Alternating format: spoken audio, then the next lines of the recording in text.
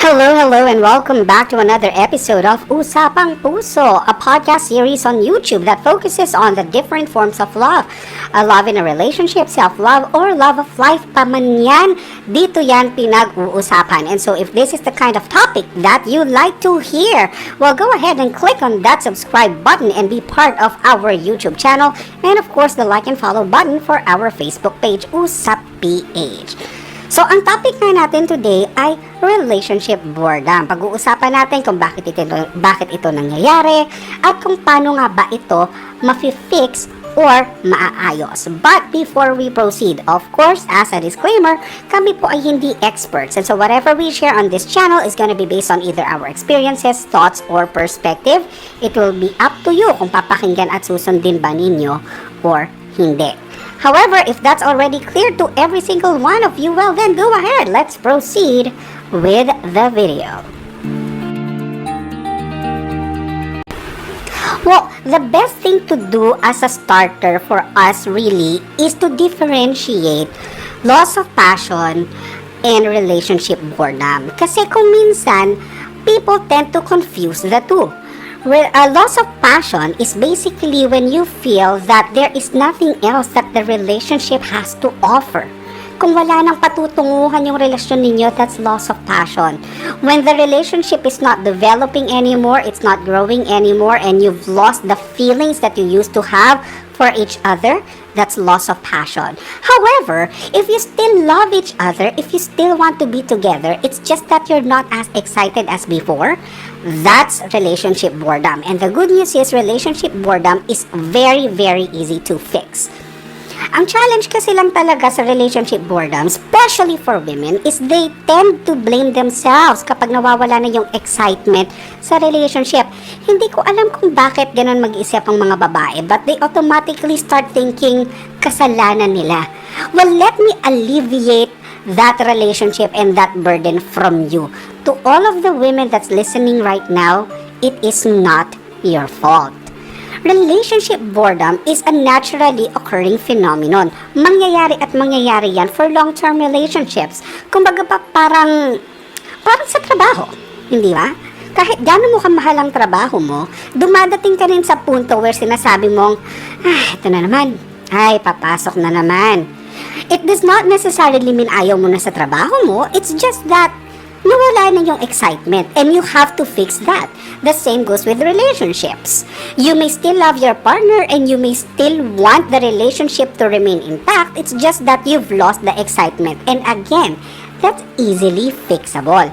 But my point right now is that you cannot blame yourself for something that is naturally occurring. Pag pumunta ka sa isang mountain, hindi ba? Pag umakyat ka ng bundok tapos nagka-landslide, sisisihin mo ba ang sarili mo dahil sa landslide dahil lang andun ka rin sa bundok? Kung nagkataong bumisita ka sa kapitbahay nyo, tapos bigla nyo nabalitaan, buntis ang inyong kapitbahay, sisisihin mo ba ang sarili mo dahil nabuntis siya? Hindi, di ba? All of those are naturally occurring regardless of what your role may be in it. And the same goes with relationship boredom. And so the best thing for you to do instead of blaming yourself is accepting the fact na mangyayari yan sa long-term relationships, and then also focus on how you can actually fix it. And sabi ko nga, kanina pa, it's easily fixable. Well, the question is in everybody's mind right now, I'm sure, is, well, paano nga ba?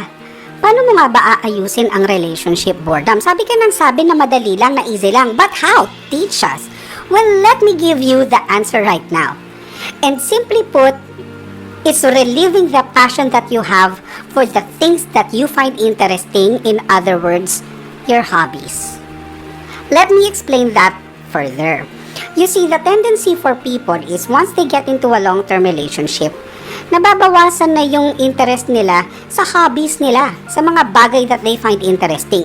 And that's perfectly understandable kasi syempre nahahati yung time, nahahati yung energy, nahahati yung resources or yung pera. However, if you were to look back, way back to when you and your partner were just starting out, hindi ba't kaya kayo nag-decide na maging kayo in the first place is because you found each other interesting? Kaya kayo interesting is because your hobbies and the things that you found interesting were influencing your life. The way that you think, the way that you perceive things, the way that you make decisions. Yung influence na yon is actually what made you interesting in the eyes of your partner. That's why eventually, they've decided that they're so interested in you that they want to be with you. Ganun ang naging process nun, hindi ba? And so that's why I say the best thing or the best way for you to fix relationship boredom is to relieve the hobbies that you may have let go of when you became part of the relationship.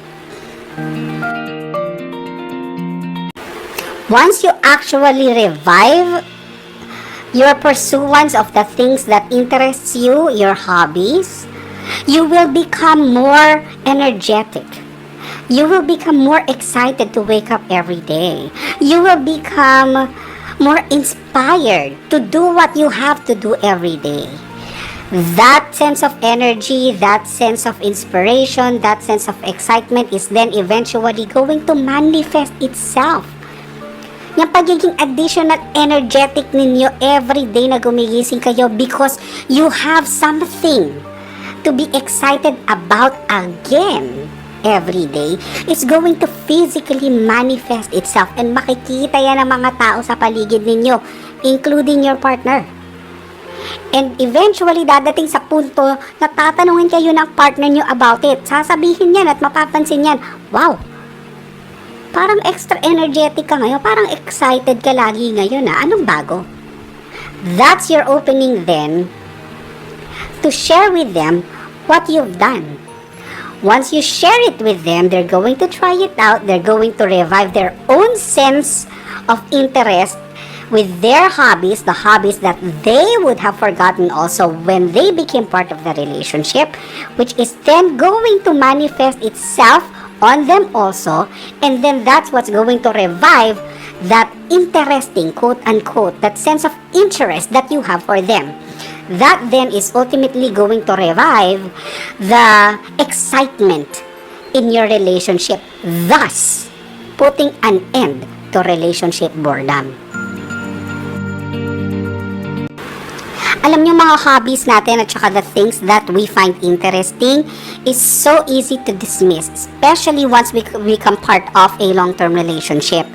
Kasi hindi naman kagad natin napapansin kung gaano kalaking impact ng mga to sa atin, sa mga taong nasa paligid natin, and sa mga relationships na meron tayo.